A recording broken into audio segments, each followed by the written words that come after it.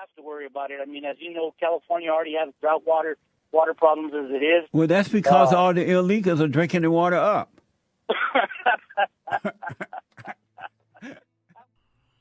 Okay, I want to mention real quick that I'm using the term liberal in this video the way it's used here in America, which means someone left of the left-right political spectrum. And I'm painting with this broad brush because in politics today, even moderate liberals will generally support a full-blown leftist over a conservative. The Kavanaugh fiasco proved that. Now, how do liberals ruin a great, wealthy, thriving American city like San Francisco? Well, the quick and dirty answer is their policies, and their policies reflect their ideology. And when your ideology is garbage, everything that comes from it is garbage. It's the garbage in, garbage out principle. And you know, if you look at those policies objectively, you really have to come to the conclusion that liberals really don't think their ideas through. They don't think ahead. They have a child's view of how the world works. What progressive policies have recently done to Western Europe is a good visual. And the further left you go, the more insane the policies they want to enact are. Like wanting to abolish ICE, having open borders and no immigration restrictions at all. When I first heard there were people who actually advocated for this, I honestly thought they had to be trolls, because no one could possibly be that obtuse. But I was wrong, and San Francisco's sanctuary city policies show that it's not just a few people who advocate for this insanity. 1 billion people on this planet live in abject poverty, live on less than $1 a day. Another 2 billion live on less than $2 a day. Should we bring half the world's population here and support them? And if not, how many is too many? What's the number? When exactly should we begin enforcing our borders again? An illegal alien from El Salvador getting a 6-figure payout from taxpayers courtesy of the city of San Francisco. Like many places in California, San Francisco is a sanctuary city. It pledges not to turn illegals over to the feds for deportation. Despite that policy, though, Pedro Figueroa Zarcino, he's an illegal alien from El Salvador, says police reported him to ICE when he visited a police station 2 years ago. He sued the city after that, and this week officials agreed to pay him $190,000 for the indignity of having the law enforced against him in a country he's not supposed to be in.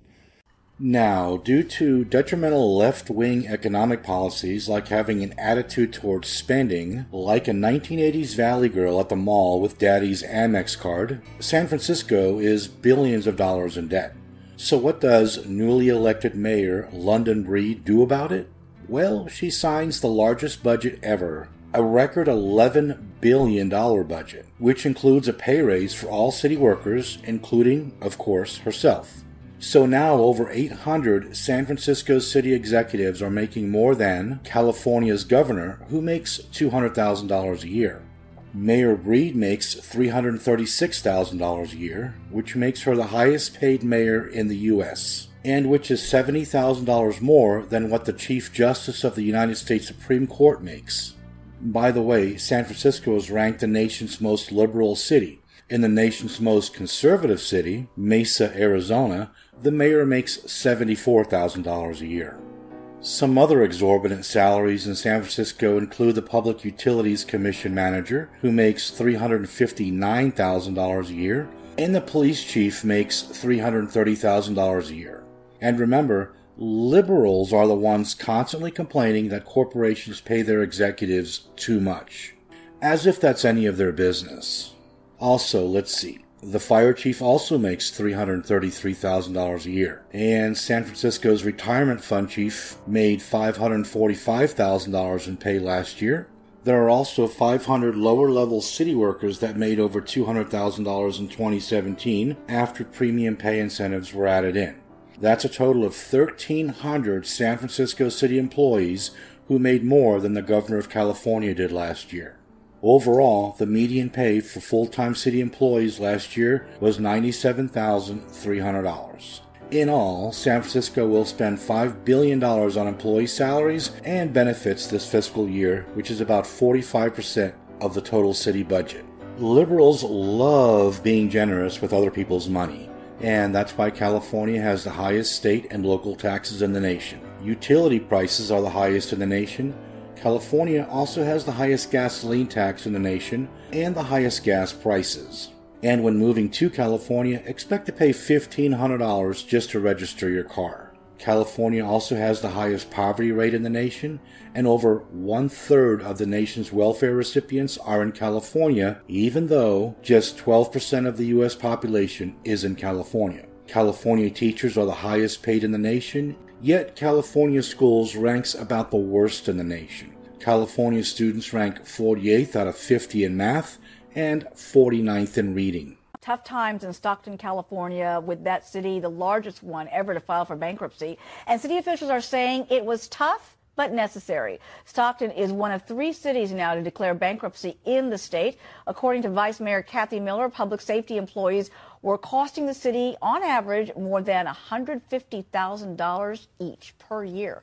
We heard about that hefty benefit package there and for those employees. How did it get to that point where they were able to collect so much?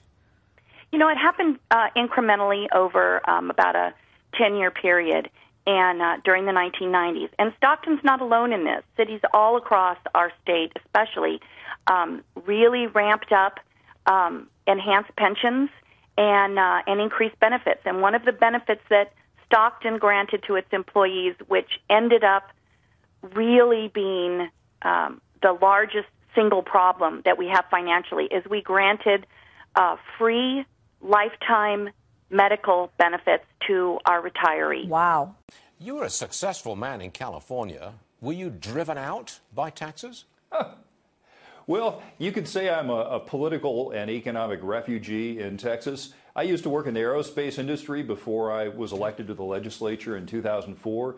We had plenty of huge aerospace headquarters in California. All the major headquarters have now left the state because of a combination of the California tax policy and regulatory policy. They just found that they couldn't make as much money in California compared to if they moved somewhere else. And so my client base vanished, and therefore it was kind of hard to do what I used to do for a living when I was termed out of the legislature in 2010.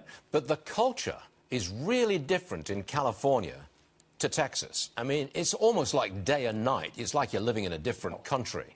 Have you adopted and adapted to the new culture in Texas? Well, absolutely. It's a very freedom-oriented culture. And to your point, on a hunch, when I moved to Texas and started work for the Texas Public Policy Foundation, I did a survey of the occupations of the majority that was in charge in each state legislature. And as I suspected, I found that somewhere around 85% of the Republicans who were in the majority in the state legislature in Texas were in business, ranching, they were doctors, they were people who worked for a living. In California, what I found was that same percentage was about 18% versus about 85% in Texas. And the rest of the majority Democrats in California, what they did for a living in the legislature before they became elected, they were roughly 1/3 community organizers, plaintiffs' attorneys, and government staffers. Oh. And so as a result, they brought a different life experience. They brought a different attitude toward their legislative duties. And that's one of the reasons why California has among the highest taxes in the country. In fact, I did a study looking at the 15 biggest states, and you see a very tight correlation between the big tax states like California and New Jersey and Connecticut and New York, and the low tax states like Texas and Florida. You see a big correlation between Americans moving out of those big tax states into the low tax states. Chuck. Now, of course, big government, overspending, and high taxes isn't enough for liberal politicians because they need to appease their voter base, which are the anti-capitalists, the extremist environmentalists, the global warming, carbon tax, social justice warrior, neo-Marxist nuts. And that means creating an anti-business environment. So from 2008 to 2015, over 9,000 companies left California due to the hostile business climate. And if high taxes and extreme overregulation isn't enough to scare a business away, California is a free-for-all for frivolous lawsuits against businesses. California ranks worst in the nation for amount of damages awarded, second worst for judges' fairness, and the worst for treatment of class action lawsuits, according to the U.S. Chamber of Commerce. Companies leave for three primary reasons: high taxes, excessive regulations, and the threat of really ridiculous lawsuits. And they are leaving for places like Arizona, a state that means business. Arizona's fast-track permitting allows certified architects and engineers in Phoenix to get building permits in a single day. By contrast, Dwayne Woods will tell you that California's process is painfully slow. As the former executive at Waste Management, the largest recycling company in the world, Woods moved his regional headquarters from California to Arizona. We started trying to permit a major recycling facility in LA, at an old landfill site, mind you. That site is still not permitted to this day. How long has that taken? Over 10 years. And after a decade, there is still no facility in California. Yet it took just 2 years to build the same plant in Arizona. If you took a whiteboard and said, how can we make it difficult? How many agencies can we layer on? California's as complex as it can be. It's not an employer-friendly state to that, and it's to that end, it's more difficult, definitely more costly to operate in. Of all states, California ranks dead last for policy friendliness, with key negatives for high taxes, high workers' compensation costs, and high electricity costs. All the green policies, essentially, renewable mandates. Renewable mandates are for solar and wind and other things which are higher cost, and because California's imposed that on their energy industries, costs are higher in California than in Texas. Is that That's right, about 50% higher in California. 50% higher. Yeah, and they're going up. KPIX 5 News begins with tourists turning away from the city by the bay. A major convention pulls out of San Francisco, saying its members don't feel safe on the streets. Good evening, I'm Elizabeth Cook. I'm Alan Martin. Locals know it and visitors are shocked by it. The reality of San Francisco streets is a far cry from its postcard image. Now the city just lost out on a huge moneymaker. But now comes word that a major medical association has pulled its $40 million convention out of the city over the state of the streets. The convention felt that the streets of San Francisco are not a place that a lot of their delegates wanted to come to. And the canceling medical group is not alone. A number of groups are concerned about the condition of the streets in San Francisco and saying, we don't know if they're safe, they're dirty, we don't know if we want to meet here. And it's not just businesses that are leaving California.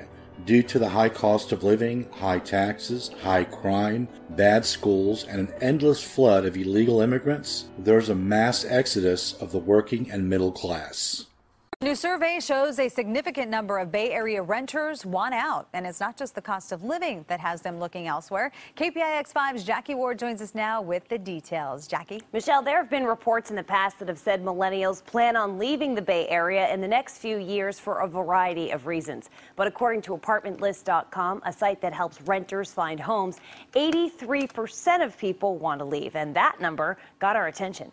More people are leaving San Francisco than any other city in the United States. That's according to Redfin. Thinking of leaving the Bay Area? It might be harder to find a U-Haul than to find your next home. KPIX 5's Kit Doe tells us so many people are moving out, it's creating a major shortage of moving vans. If you think living in the Bay Area is expensive, try leaving it. Everywhere you look, there are signs people are fleeing the region's sky-high housing prices. For instance, U-Haul. U-Haul trucks are leaving in droves, taking one-way trips out and not coming back. A survey tells us most of those are lower income, some middle income. Residents fed up with housing costs and taxes headed to lower-cost states like Nevada, Arizona, and Texas.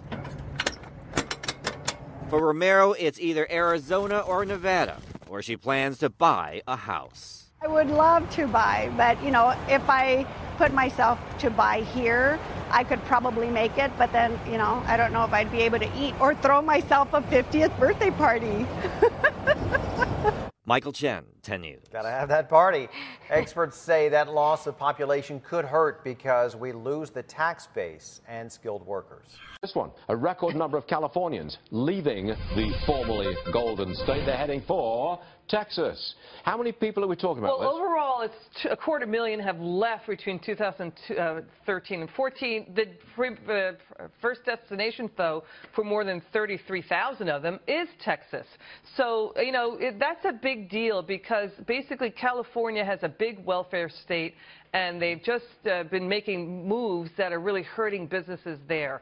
So the fact that they're bringing these individuals, are bringing, get this, $2.2 billion in adjusted gross income into Texas. Texas is loving it right now. I'll bet they are. Yeah. No income tax. That's right. No state income tax. Exactly. Got it. But wait, there's more to this perfect storm of destruction that's brewing in the liberal utopia of San Francisco. Since liberals are notoriously soft on crime because law and order to them is not compassionate, crime in San Francisco is out of control. Here's an example of this lunacy. The person who won the Democratic primary to be the next district attorney of Suffolk County, Massachusetts, is promising to bring progressive reform to the Boston office, which means eliminating bail for criminals placed under arrest, decriminalizing drug possession, drug dealing, shoplifting, and larceny under $250. I'm sure that's going to work out great for the local business owners who just love when people steal from them. Now back to San Francisco. In San Francisco, when gangs of criminals commit mass muggings on subways, the city doesn't warn or inform the public or even release the video because, wait for it, and I quote, it might paint minorities in a bad light. I kid you not. That's why some say San Francisco is putting political correctness over public safety. Riders say if they knew that gangs of young men were assaulting riders over several months, next time they got on, you'd get off. A 911 call in Oakland. 30 kids board my train, beat up someone, rob them, and then run off the train. That someone? Rusty Stapp. Approximately 30 of them invaded our car, beat, robbed a number of those individuals. Cameras captured the incident. If something happens on board a car, police can pull it. We now have video of you. The individuals that they saw on video were repeat offenders. They knew who these people were. Yet BART refused to release the video of the mob attack, claiming, when it is involving juveniles, as these last two incidents have occurred, the police department makes the determination that there is not a public interest in sending all that information out. But that's not the whole story. I had uncovered a memo that had indicated that they may want to withhold releasing video for fear of creating racial stereotyping. That internal memo says releasing tape of the crime would, quote, unfairly affect and characterize riders of color, leading to sweeping generalizations in media reports and a high level of racially insensitive commentary. I think it is important for the writing public to see some of the ways that people steal things, assault people on the train. Assault, robbery, and rape are up 41% on BART. Theft, 14%. There is a ton of drug use out in the open. Amy Lander's car has been broken into twice this year. When it happened the second time, this window was completely shattered. There was glass everywhere. According to FBI data, San Francisco has the highest property crime rate of the nation's top 50 cities, with about half the cases being smash and grabs. But others blame the city's politicians, legal do-gooders, and a city full of residents willing to accept the deterioration on the streets in the name of political correctness. And I hope the people of San Francisco are finally starting to understand what has been created here by a very small group of lunatic politicians who still control a majority of that Board of Supervisors. It's disgraceful. San Francisco has a long history of tolerance, which has made it a magnet for the homeless and mentally ill. But tolerance has a price. Car break-ins are so prevalent the police now only accept the reporting of those crimes online. And the public has to resort to putting signs in their cars asking criminals nicely not to smash in their windows and steal their shit. In 2017, there were over 30,000 car break-ins reported. By the way, in 2011, there were fewer than 11,000. So the frequency has tripled over a 6-year span. And from 2011 to 2017, only 13 of the 82,000 cases filed led to arrests. It's a free-for-all, folks. And when a news agency set up a bait car to report on this crime wave, not only did their bait car get broken into, but while the crew was chasing the thieves, someone else broke into their crew truck, which was not a bait car. Again, I kid you not. Unbelievably, when we were inside conducting the interview, thieves came out here and they broke into our crew truck. They stole thousands of dollars worth of our equipment, so we actually got hit twice in one day. There's an old adage, you get what you allow. And that adage explains why wealthy San Francisco's streets are littered with drug needles and human feces, why there are masses of homeless people who have set up camp in the public right-of-way, why people are shooting up drugs in public, and why dead junkies are found in front of elementary schools. Well, the Democratic stronghold of San Francisco has become, well, especially in downtown, a festering pile of garbage, feces, and drug needles, according to a survey by a local news station.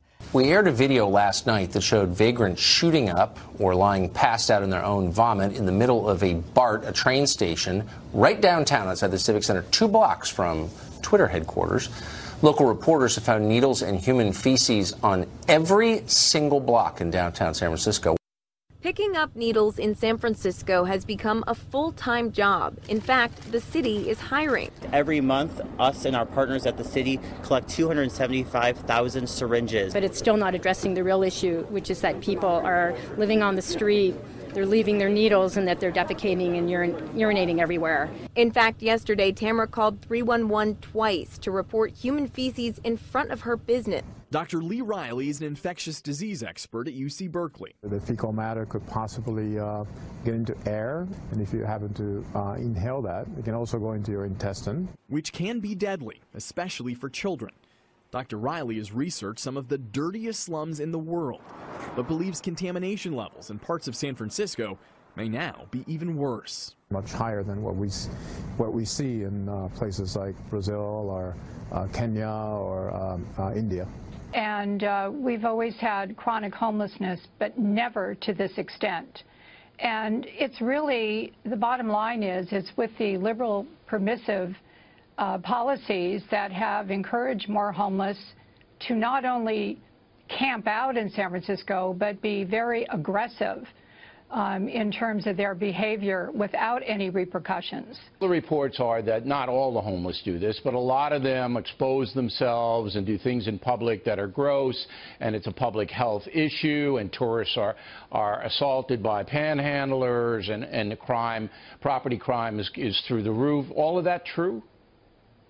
It is true, and I will tell you myself, 2 weeks ago, downtown at 9 a.m. in the morning in Union Square, which is the main shopping area, a homeless man dropped his pants, turned around, and proceeded to urinate and spray all over me. And what did you say to that man? There's nothing I could do. I couldn't call the police because the police will not come. They'll tell you, was anybody injured? If no one is injured, they will not respond. So there is nothing you can do. So that kind of extreme behavior is now normal for San Francisco?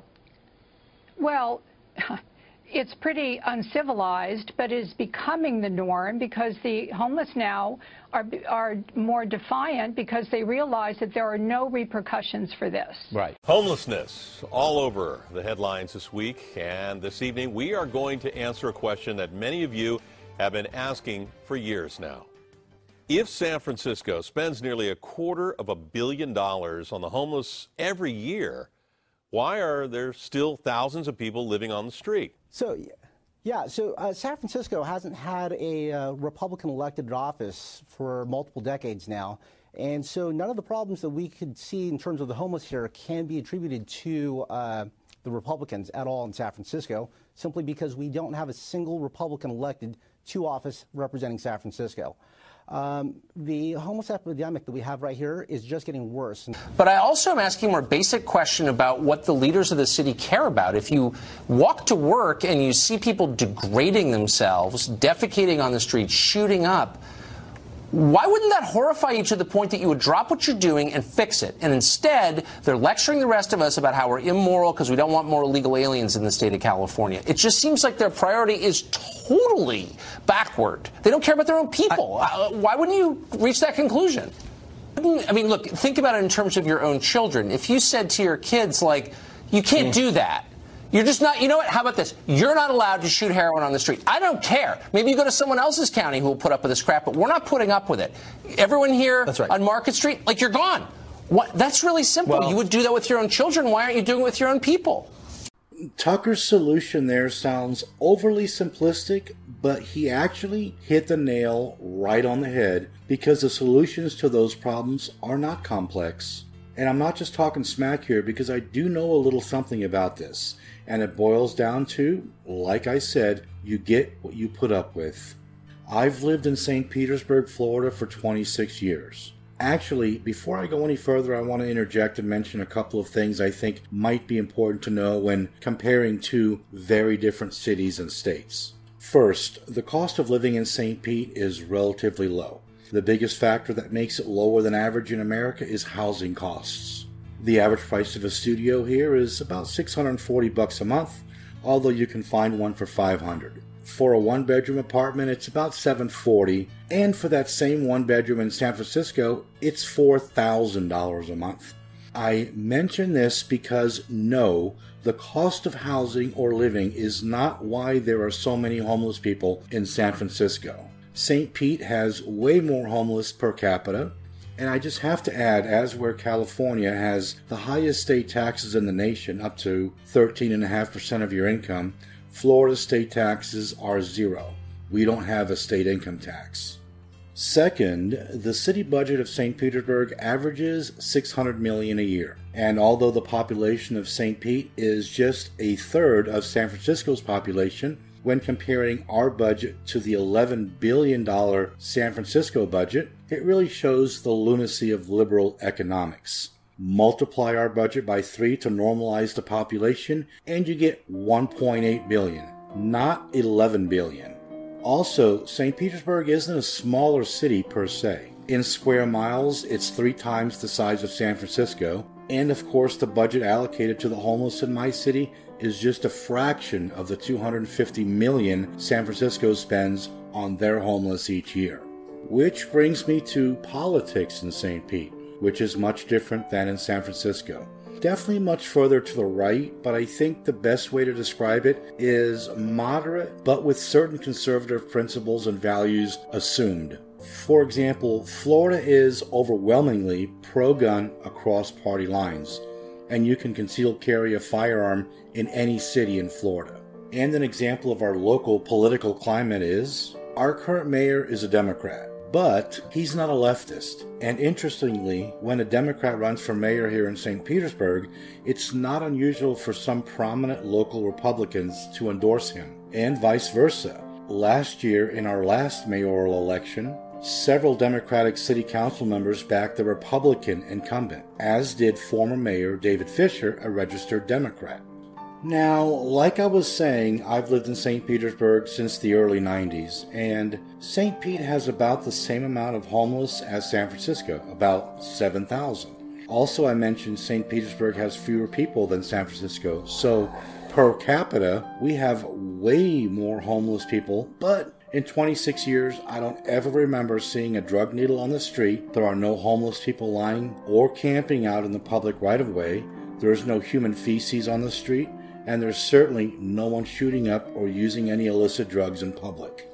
Now, if you look at my city's principles, which include principles on homelessness, you see these principles are the key to understanding why our policies work and why we don't have the issues San Francisco has. Number 1, no St. Petersburg child should be on the street, which there aren't. Number 2, those St. Petersburg residents who are temporarily homeless due to unemployment or financial downturn should have access to temporary shelter so long as they work to transition back to self-sufficiency.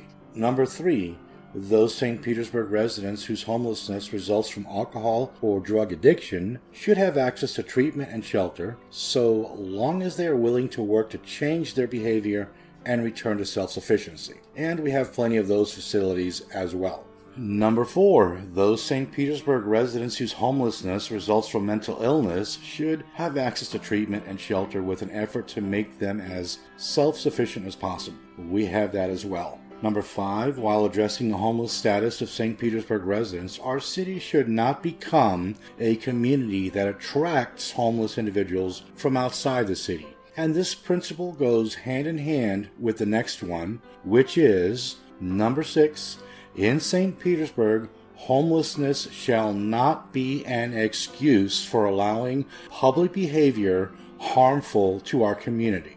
And this principle is the one liberals don't seem to get. And unlike in San Francisco, in my city, this principle is applied through laws which are strictly enforced. For example, basically it's against the law to panhandle within city limits. And you can't sleep or even sit on a sidewalk, alley, or any public right-of-way. And you can't have a tent on public property without a permit. A few years ago, when well-meaning liberals began donating tents to the homeless began making a tent city under a bridge. As you can see, that didn't last long as the cops cut them up and threw them away. Now, before anyone turns this video off mumbling how much of a dick I am for being pro-policies like this, please hold your horses, because I'm about to show you what real compassion looks like.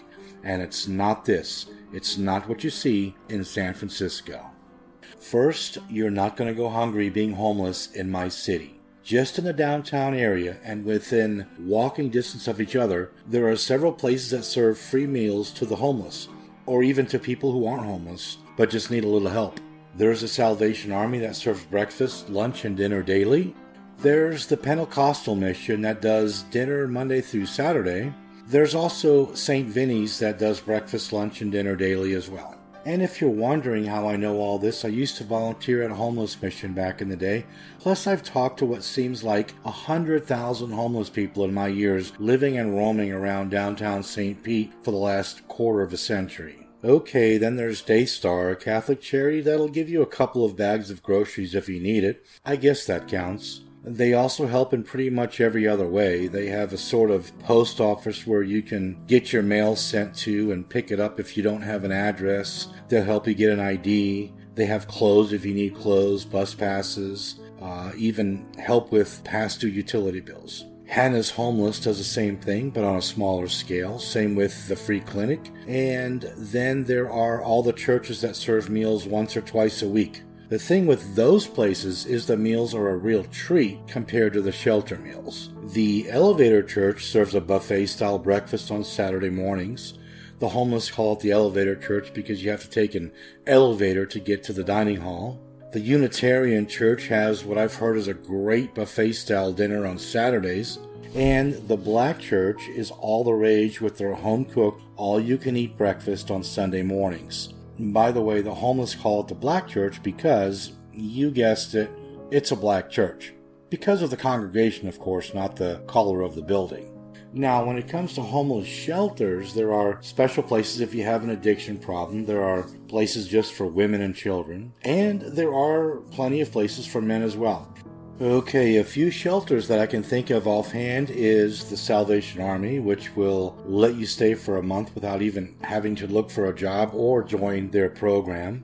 St. Vincent's, better known as St. Vinny's, same thing. The Pentecostal Mission, same thing.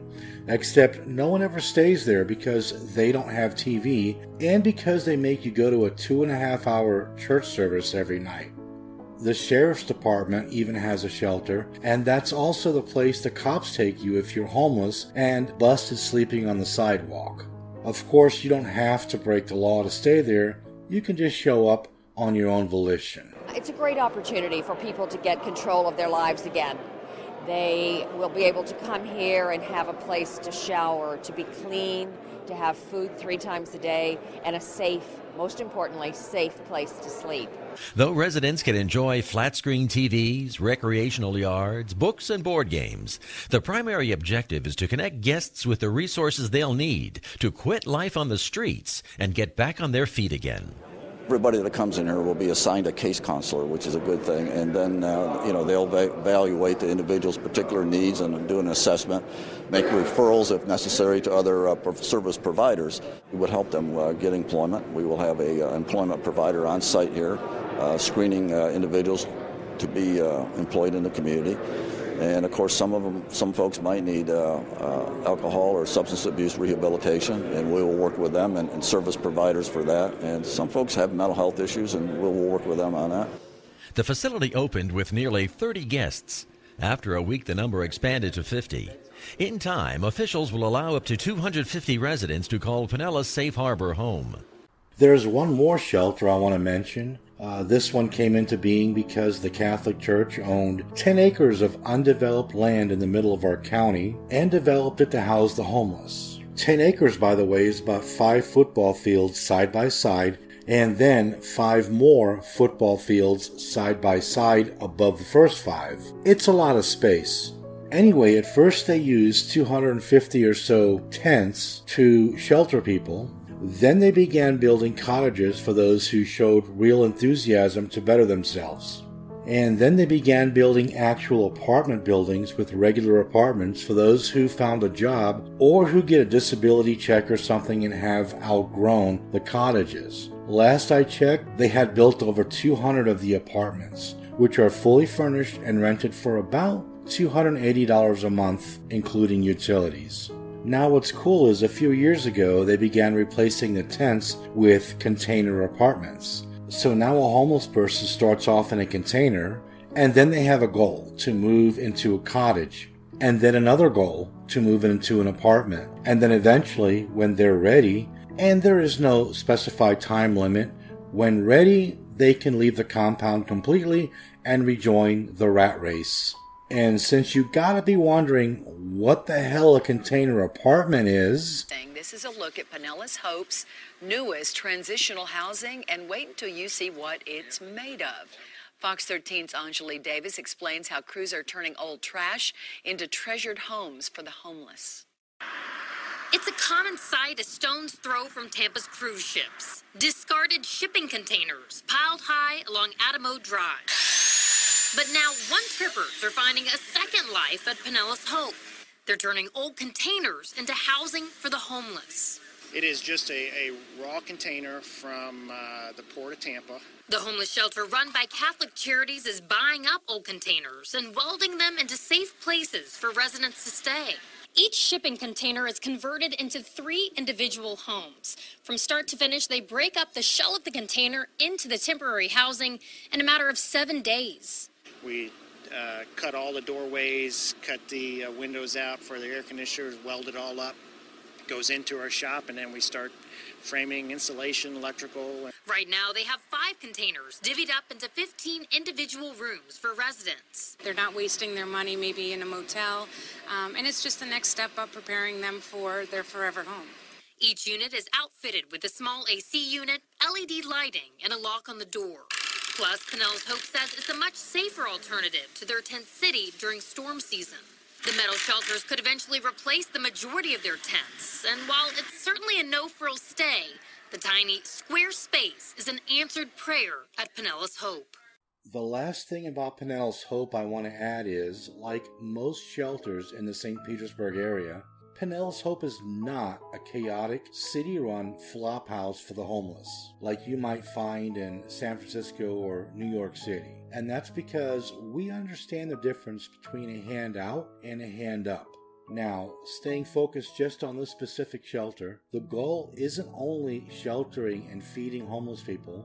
The goal is to make available the tools so they can get themselves back on their feet. And those tools not only include things like clean clothing and GED classes, but rules and boundaries. So when you look at the big picture, which isn't just having shelters like Pinellas Hope or Safe Harbor, it's about the whole system. Our whole system in St. Petersburg is structured to get homeless people back on their feet. That's why zero tolerance panhandling, drug use, and not allowing people to sleep on sidewalks is real compassion. And enabling people to remain in a state that's not fit for a human being is not compassion. This is a lot better than being up underneath the bridge. I tell you, they feed you, they give you a place to take a shower. Normal lives back, no matter how we lost them. We want to get back into an apartment, into our homes, or in our own income. It's a godsend, and if this place wasn't here, I don't know what would have happened. This place has so much to offer if you just apply yourself to it. So we're like a little small city. What works is that when the individuals come in, the majority of them have an idea in their mind that they don't matter and that no one cares. And we establish with them that we do care and that they matter. And we instill in our clients a sense of worth and also a sense of community. We feel like anybody who starts something up after us and talks to us is going to save a ton of money and time, because we can tell them all the things that don't work. But we also can tell them what does work and what is important. And then you actually have to want it. Like, you have to want to better your life. At first, 20-year-old Darian Lee wasn't sure if Pinellas Hope was right for him. I'm going to be honest. I was like, no, I'm not coming there. I'm not a type of person that does woods and tents and stuff. He dropped out of college and was kicked out of his mother's house because of his drug and alcohol abuse. After 2 weeks on the street, he was put into a rehabilitation program. A social worker recommended Pinellas Hope. I expected to be like, oh, these people are just here to pretty much like accept the paycheck, not really truly care. But that's like the opposite. They care too much, if that makes sense. I feel like I don't want to let them down by not actually doing it, because everything they do for me.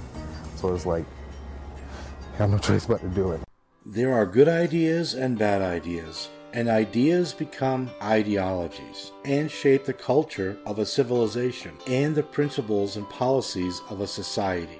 So it's important to participate in politics and vote. And when you vote, remember, people who don't understand what real compassion is should not be in power, nor should people who don't know why socialism fails time and time again, nor should people who don't understand that diversity has nothing to do with skin color, or where things like real self-esteem comes from. I mean, how does someone not get that you don't build character and self-esteem in kids by putting them in environments where they aren't challenged? And that real self-esteem isn't found in a participation trophy, but that real self-esteem has to be earned.